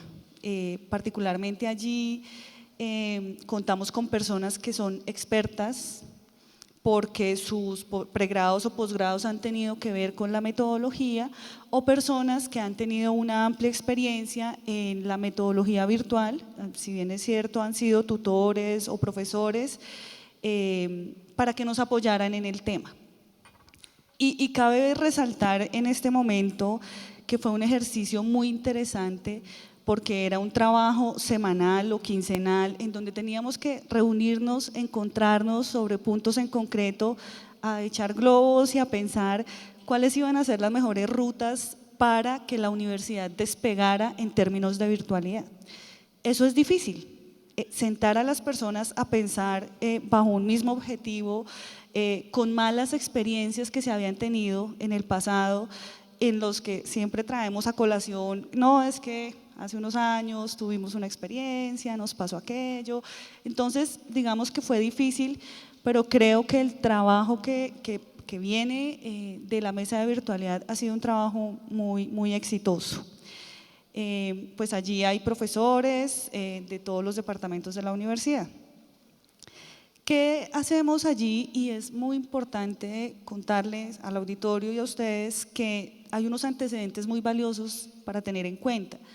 La universidad había venido trabajando con plataformas virtuales, había tenido algunas experiencias con programas de posgrado virtuales, pero además había venido haciendo una revisión, genera unas comisiones, la Comisión de Educación en Línea, y ellos se disponen a buscar universidades que han sido muy exitosas en sus modelos virtuales para mirar cómo lo hacen, porque no nos estamos inventando nada. Esto es algo que existe, es algo en lo que queremos incursionar, pero queremos entrar con pie fuerte. En ese sentido, se validan las 15 condiciones de varias universidades a nivel del país, inclusive a nivel internacional, encontrando que tenemos toda la infraestructura, toda la disposición, la voluntad política, como mencionaba el decano, para poder dar el paso. Entonces, pues allá hay un antecedente importante. ¿Qué se trabaja en la mesa particularmente? Encontramos ya un avance, no empezamos de cero. El avance es que hay una propuesta de una política de educación en línea, para nosotros que de entrada acuñamos el concepto de educación en línea, y a partir de esa política que se nos entrega, empezamos a trabajar a partir de toda esta experiencia. Es muy importante que se conozca ese trabajo, porque hoy todos podríamos hablar en la Universidad de Educación Virtual, pero tendríamos que tener el referente de cuáles han sido esos antecedentes, cómo esa experiencia nos suma y hoy nos hace un poco más fuertes. Entonces, finalmente, para responder un poco cuál ha sido el avance de la mesa y que también el vicerrector lo mencionaba en la tarde, pues hoy ya hay 2 documentos importantes. Está como producto la política de educación en línea, pasando por los órganos colegiados de la universidad, ya ha pasado varios filtros, ha tenido un impacto muy positivo, pero pegado a la política de educación en línea, y también lo decía el decano y lo mencionaba usted, doctor Hernández, es que no quede escrito cuál va a ser la implementación de la política. Muy chévere la política, muy bonito, escribimos, discutimos, está el documento, pero ¿cómo lo llevamos a la praxis? ¿cierto?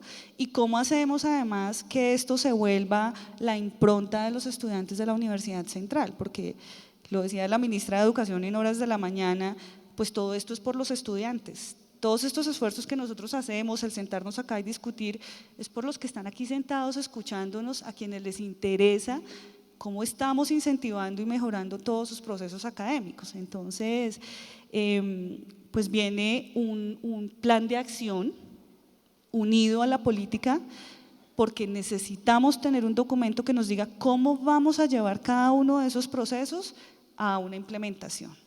¿En cuántos años nos estamos proponiendo ser muy fuertes en virtualidad, entrar al mercado con unos programas que marquen la diferencia, ofrecerle a nuestros estudiantes de los pregrados presenciales un componente flexible, estudiantes que estén en último semestre y puedan tomar las asignaturas que les faltan en metodología virtual porque ya están vinculados en pasantías en las empresas y les queda muy difícil desplazarse? Por eso también menciono que parte del modelo que se propone es pensado para los estudiantes. Yo quisiera también comentar, porque pues digamos que parte del ejercicio es cuáles han sido las dificultades que hemos tenido. Es una reforma académica y como reforma implica cambios. Lo decía la profesora hace un rato y es cómo se rompen los paradigmas que tenemos frente a estos cambios. Y allí encontramos que de pronto todavía nos cuesta, y yo creo que nos cuesta en Colombia, hablar de la virtualidad. Entendemos los procesos virtuales como una plataforma. Usted lo decía hace un rato, doctor Hernández, cuando decía es que por eso tenemos que tener el contacto con el otro y un poco la virtualidad desdibuja eso, pero hay unos paradigmas allí importantes. Y hay otro paradigma que también es muy importante traerlo en este sentido en la reforma académica y es que la virtualidad es un proceso y un paso que implica recursos financieros. Es algo que estamos tocando acá y es algo que debe quedar clarísimo porque no es porque es más económico, no desmejora la calidad de los programas académicos, lo contrario, es una inversión supremamente costosa, implica unos procesos de formación profesoral muy importantes, implica unos procesos de formación en los estudiantes, porque si bien es cierto, nuestros estudiantes hoy son millennials y centennials, pues, y manejan muy bien las redes sociales, seguramente no muy bien las plataformas educativas, y allí tiene que haber unos procesos de inducción importantes. Entonces, y todo un andamiaje en infraestructura tecnológica que implica unas inversiones muy altas. Entonces, nosotros hemos tenido en este ejercicio de la reforma conversaciones con universidades como la UNAD, líderes en educación virtual y a distancia en Colombia, EAM, Politécnico y otros, inclusive la Universidad Javeriana, y siempre nos dicen, esto no es económico, ustedes van a hacer unas inversiones importantes. Claro, eso nos trae la acreditación institucional de alta calidad y es el marco que nos mueve hoy. Profesor Gonzalo, ahora sí, ¿cómo resolvieron el tema en la Javeriana? Cuéntenos la fórmula. Resuelto facilísimo. No, obviamente ese es un problema aquí en la Javeriana y no subestimemos en el mundo, incluso en las mejores universidades en Estados Unidos, en Inglaterra, porque hace parte de experimentos. Y yo aquí quiero tal vez dar mi opinión, y seguro es una opinión que me llevaría a debates internos en la Universidad Javeriana. Los experimentos hay que hacerlos a una escala controlada. Un experimento de transformación que se vea como sustituto de lo que hemos venido haciendo con problemas, pero bien, es muy peligroso y además con grandes inversiones financieras podría destruir a una organización. Experimentos a pequeña escala, que si salen mal, salgan mal rápido, que nos demos cuenta qué ajustes hay que hacer, que no se idealice tampoco la innovación tecnológica dentro de la docencia. Yo justo les decía hoy a mis estudiantes, la tecnología preponderante de docencia en las mejores universidades de Estados Unidos, no al 100%, pero la preponderante sigue siendo pizarra y tiza. Lo lo más innovador, lo de más calidad es formación de profesores, esa es una condición necesaria.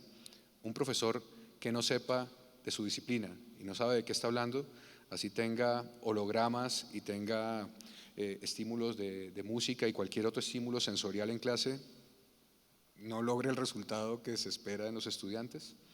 Entonces creo que hay que tener muy bien el ancla en lo que hacemos bien, y por supuesto no decir que nos cerramos a cualquier experimento, pero experimentar. La experiencia MOOCs que arrancó la Javeriana hace algunos años, ¿qué tal ha sido? Entonces es una experiencia exitosa, medida en términos de personas que atiende, con unos cursos bastante particulares, pero donde, por ejemplo, se atiende el principio de muchos de estos cursos nos permiten llegar a una población que no llega al campus universitario. Ese es digamos, un primer logro de la virtualidad.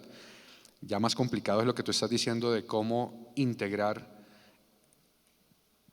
programas más tradicionales con elementos virtuales. Y ahí aparece otro buen ejemplo que tú mencionabas, el caso de los estudiantes que se encuentran en práctica, a los que hacerlos venir al campus por 2 horas de pronto no es lo más eficiente si está un curso bien montado en lo virtual. Ese tipo de cosas también funcionan bien en la Javeriana, pero yo no veo que en la Javeriana tengamos un experimento en donde el 50% de nuestras asignaturas está movilizado a eso, y tampoco creo que exista una visión política o una intención clara de hacerlo, porque creo que en el fondo todos sabemos que sería riesgoso. Las universidades norteamericanas también están pensando esto constantemente.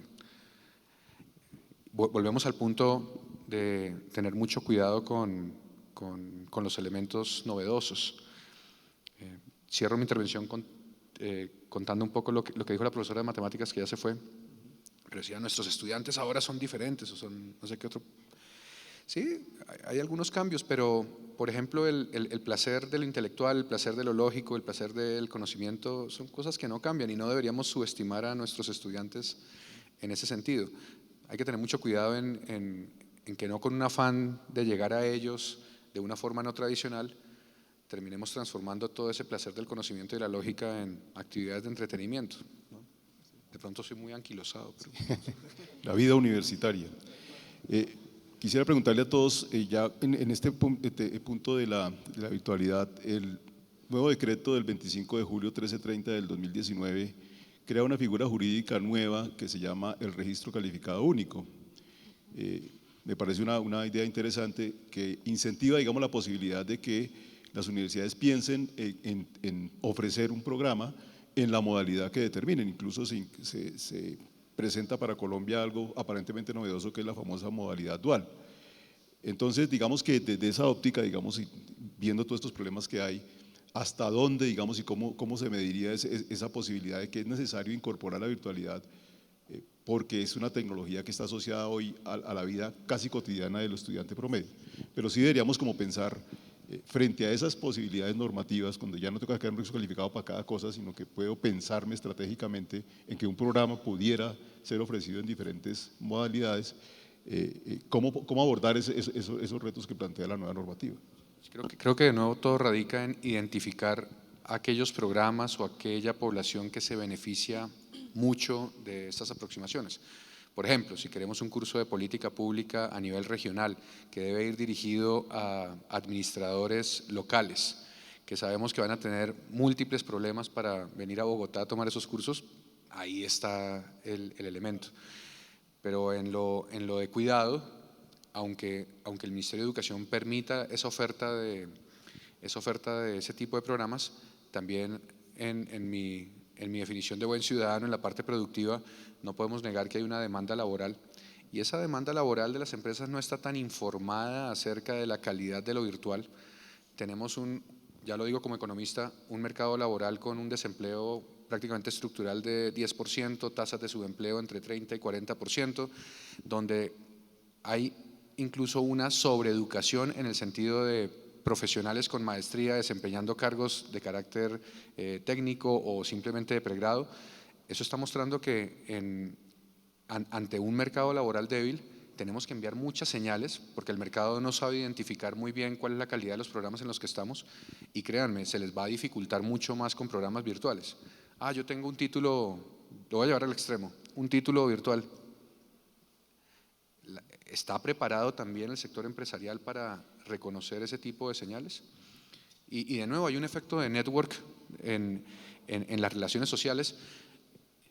Yo conseguí trabajo, recomiendo a mi compañero de estudio que sabía que era bueno en matemáticas, bueno en ingeniería. ¿Qué tanto hay que tener cuidado con no perder, como decías tú, ese componente?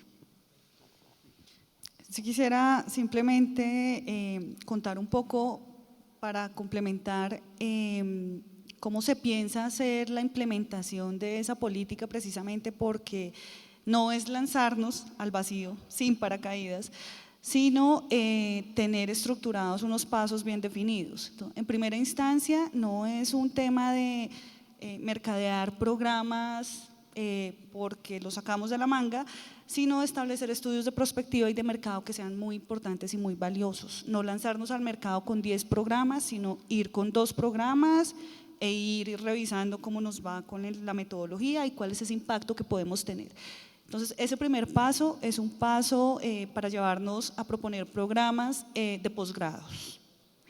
Como un segundo ejercicio, también estamos validando que haya un acompañamiento, que haya aulas virtuales de acompañamiento a la presencialidad, pero que sean unas aulas virtuales efectivas, que nos sirvan de empalme con los estudiantes, que de verdad podamos encontrar y hacer un seguimiento importante. Un poco retomando el tema de la formación integral, parte de la formación integral es poder garantizarle el acompañamiento al estudiante, tanto al presencial como al virtual. Yo diría que más al virtual, porque no lo tengo frente a frente, pero es establecer figuras de mentorías, de acompañamientos, de consejerías, en donde yo pueda garantizar todos y cada uno de los servicios que en educación universitaria, en educación superior, debemos darles a nuestros estudiantes, en cualquiera de las metodologías. Y un tercer escenario, lo mencionaba el doctor Trompa hace un rato, pues los cursos MOOCs, en donde nosotros podamos llegar a ese tipo de poblaciones. El hecho de estar ubicados en Bogotá nos limita la población. Seguramente tenemos de Sabana Centro, Sabana Occidente, Sabana Norte, pero no podemos llegar. Por ejemplo, yo estoy asumiendo en encargo la dirección de educación virtual, pero soy directora de ingeniería ambiental. Y como ingenieros ambientales nosotros sí debemos llegar a donde están las problemáticas ambientales, y qué bueno sería que con un programa virtual pudiéramos llegar a esas poblaciones, a capacitar a las personas de la CAR, de las UMATAS, de todos esos escenarios que realmente lo necesitan. Y un cuarto escenario, que es un escenario a 5 años o 6, es un poco validar los pregrados virtuales. Sé que es un escenario difícil, pero son los pasos que queremos ir dando, están establecidos en un plan de acción, en una política, y pues esas son las rutas, tampoco es un escenario complejo. ¿Con qué cuenta la universidad hoy? Nosotros tenemos equipo de diseñadores, adecuadores pedagógicos, administradores de plataforma, que son recursos muy valiosos y que seguramente nosotros mismos internamente no lo conocemos. Allí hay un ejercicio importante de reforma académica para empoderar esa área como tal. Ahora estaba recordando que también es muy importante estos mecanismos y estas tecnologías para ayudar un poco a los grandes problemas que tienen los estudiantes de franja nocturna, que creo que también tenemos estudiantes en esos mundos. Y aquí hemos hablado y hemos comentado que ese es un mecanismo que nos ayudaría también a sellar muchos de los problemas del proceso de aprendizaje que tiene el estudiante de franja nocturna, apoyado, digamos, en muchos de estas tecnologías que cada vez lo alumbran aún más y a costos cada vez más baratos. Entonces, yo creo que más o menos nos llevamos una idea de en qué estamos. Creo que la mayoría de las universidades serias están permanentemente pensándose si se hacen pregrados en una situación cultural como la que manejamos en América Latina. Estoy de acuerdo en esa referencia que se da a los empresarios. Incluso aquí en el siglo pasado yo recuerdo que profesores peyorizaban mucho con eso de que cuando uno se equivocaba le decían: ¿y usted en qué emisora hizo el bachillerato? Es decir, que el uso de ciertas tecnologías en el aprendizaje, digamos, no son culturalmente fácilmente percibidas, así el nivel de calidad sea incuestionable. Si hay programas, la UNAD tiene programas acreditados de alta calidad de educación a distancia. Entonces, digamos, uno no puede tampoco desconocer los esfuerzos que el país ha hecho en eso, y hay gente que lo trata de hacer y lo hace de la mejor manera.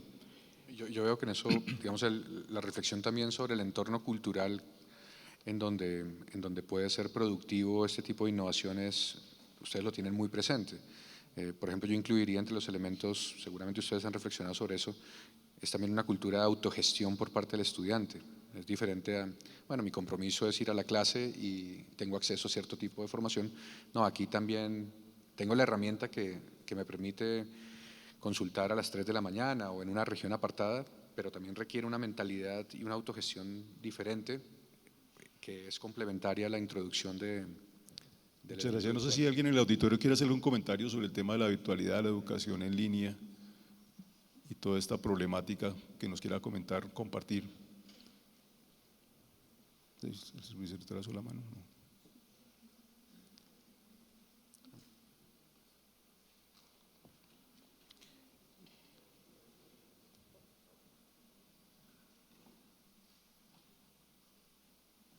Hola.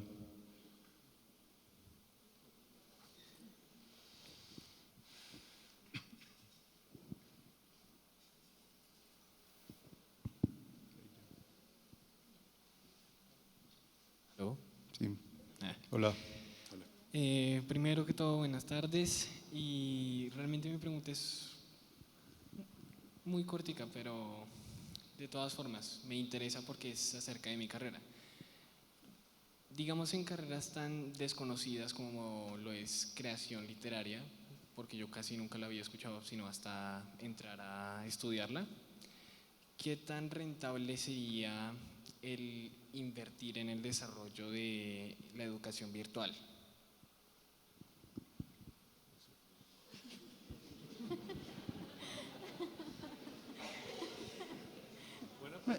Sí. Le van a preguntar eso al invitado externo, ¿no? Ok, gracias. Bueno, buenas tardes. Muy buena pregunta. Yo ya vi que todos me miraron. Fíjate que particularmente nosotros analizamos los programas académicos que podrían llegar a tener la metodología. Y los análisis parten de aspectos muy importantes como son el aspecto financiero, cuál es la interacción que tiene el programa, es decir, si en creación literaria necesitan unos talleres especializados en los que tienen que ir y tener toda una interacción. Ese tipo de cosas se validan antes de tomar decisiones tan trascendentales como pasar un programa completamente a la metodología virtual. Eso no es algo que estemos pensando ahorita como muy descabellado.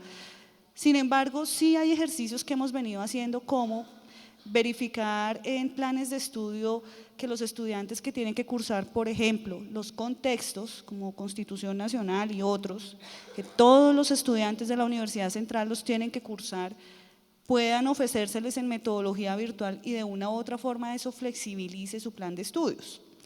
Pero no, y digamos que el doctor Hernández también lo mencionaba ahorita, no nos estamos lanzando a hacer esos cambios tan drásticos, porque eso podría generarnos, en lugar de traernos cosas positivas, generarnos problemas. Son análisis que se hacen desde lo financiero, desde los mismos planes curriculares, qué necesitan los estudiantes y si sí podemos hacer el cambio a la metodología como tal. Ahí hay que tener en cuenta pues sí, desde la perspectiva pedagógica, el mismo PAP que tiene el programa, todo eso se revisa, no son situaciones aleatorias, digamos que para la tranquilidad.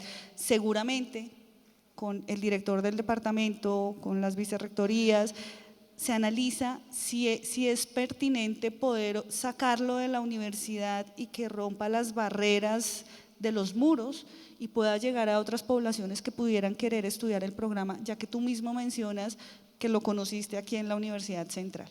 Pero son análisis que hacemos en los ejercicios precisamente como este, que son de reforma curricular, de reforma académica. Sí, ese es un ejemplo de casos que sorprenden al gobierno general porque se requiere un conocimiento muy específico para poder dar una orientación acerca de si vale la pena impulsar ese experimento o no.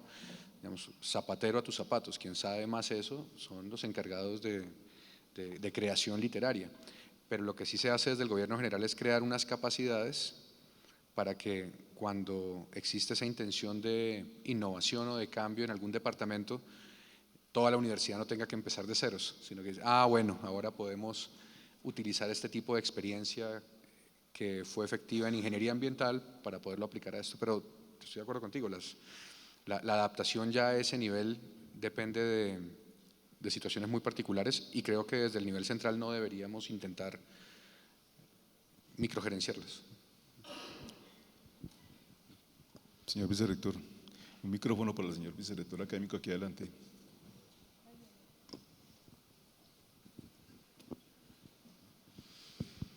Gracias. No, simplemente con base en la pregunta, aclarar que efectivamente este reto que la Universidad Central se propone de incursionar en la educación virtual, que si bien no es nuevo porque ya en el pasado tuvimos un programa y ahora estamos, digamos, avanzando en nuevos programas, lo que busca no es virtualizar o volver virtuales los programas que hoy día tenemos presenciales, o sea, esa no es la apuesta. La apuesta sí es ir avanzando en tener una oferta virtual que sea pertinente, como lo ha buscado la universidad en toda su oferta en general de programas académicos.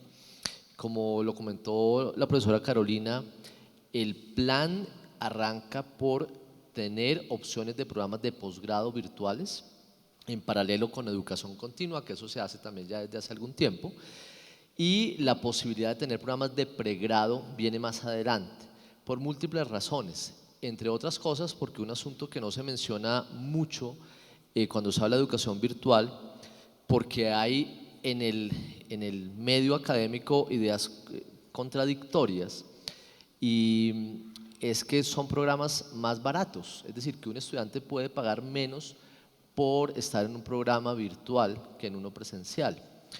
Cuando resulta que tener un buen programa académico en modalidad virtual es mucho más costoso que un programa académico presencial, ¿sí? Entonces, ¿eso qué implica? Implica que decidir cuáles son los programas académicos que van a estar en modalidad virtual obliga necesariamente a hacer un estudio muy profundo de si hace sentido o no ofertar un programa nuevo en modalidad virtual, porque en general el proceso para llevar a registro calificado y arrancar operación de un programa académico presencial, digamos que es un asunto que una universidad puede asumir casi que simplemente haciendo un trabajo académico, seguramente muy riguroso, dedicando tiempo de los profesores que ya están dentro de la planta y proyectar el programa nuevo, presentarlo al ministerio, recibir en los casos que amerita visitas o si hay acreditación institucional, incluso simplemente esperar el registro calificado, y realmente uno podría pensar que es casi a costo cero, a menos que haya obviamente inversiones en infraestructura que deban ser hechas.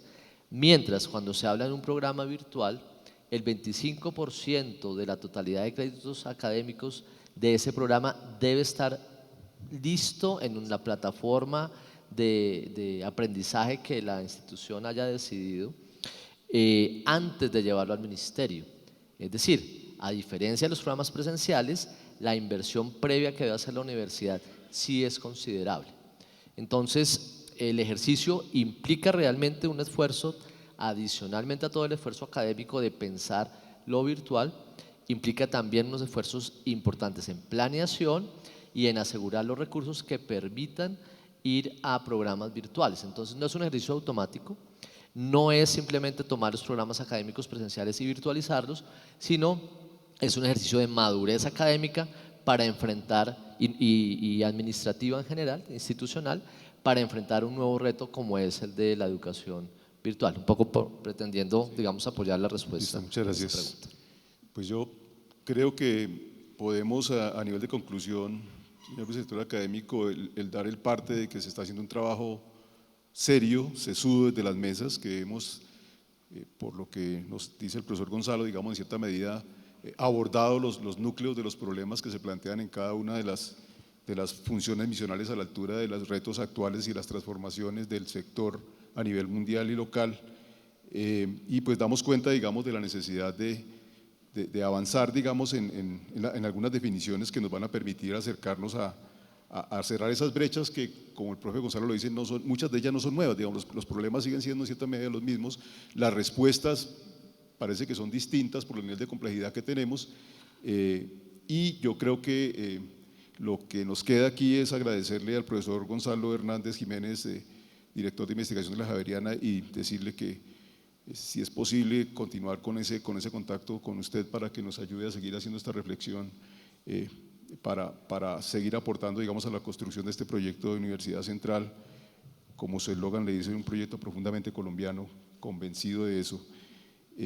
Igualmente a los decanos Eric Bear Villegas y al profesor Adolfo Naranjo por su asistencia, a la profe Ángela María Bella, a Milena Zamora y a la profe Carolina por ayudarnos a desarrollar este conversatorio. Esperamos que, a pesar de las ausencias finales, haya quedado alguna idea en la mente de cada uno de ustedes de cómo estamos avanzando y haciendo un esfuerzo conjunto para avanzar en el cumplimiento de nuestro proyecto educativo institucional, y los seguimos invitando, como hicimos esta mañana, que nos ayuden a seguir construyendo una universidad central, como yo siempre digo, para hacerlo una de las mejores universidades del mundo. Ese es el propósito que hemos estado realizando durante estos años en la Universidad Central.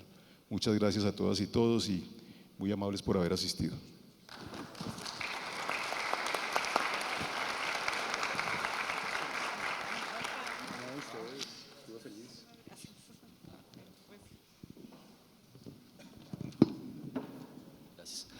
Muchas gracias a los participantes del conversatorio esta tarde. Bueno, ya Fabio dio las gracias correspondientes, realmente muchas gracias a Fabio por la moderación. A los asistentes, con esta conversación del día de hoy cerramos el ejercicio de socialización de los componentes, de los 4 componentes iniciales de las mesas de reforma académica. Sin embargo, la conversación sigue, el trabajo sigue. En las próximas semanas, a partir de mitad de septiembre, vamos a iniciar unas conversaciones adicionalmente a las mesas que siguen aún en operación, particularmente la de reforma curricular. Vamos a iniciar unas conversaciones con profesores y estudiantes alrededor de los asuntos de autoevaluación institucional, de los avances en los diferentes componentes del plan de mejoramiento institucional y los elementos de reforma académica, porque en últimas van a revertir en modificaciones a los planes de estudio, en los cuales es importante profundizar la conversación con estudiantes y profesores. Me resta invitarles a la jornada de mañana, que si bien no está ya tan centrada en los elementos de reforma académica, sí nos nutren mucho la misma discusión. A las 9 de la mañana, para lo cual los invito a que estemos unos minutos antes de las 9, arrancaremos muy a las 9 en punto, tenemos la videoconferencia del profesor Xavier Aragay, uno de los cofundadores de la Universidad Oberta de Cataluña. Realmente vale la pena escucharlo y preguntarle algunas de las cosas importantes que él podría aportarnos sobre innovación educativa. Y a las 10 de la mañana vamos a tener un conversatorio muy interesante, porque conecta además con el trabajo que en este momento se desarrolla en la sala Fundadores. Tenemos a la Federación de Estudiantes de todo el país en conversación con el Ministerio de Educación, con el CNA, con CONACES, con el CESU, alrededor de los decretos y las resoluciones sobre acreditación.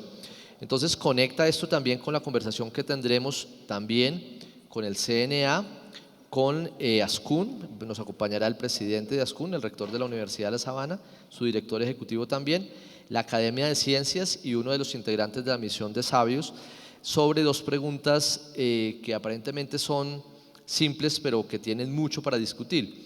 ¿Y cuál es el papel de las universidades o de las instituciones educativas en la coyuntura actual de la sociedad, en lo que está sucediendo?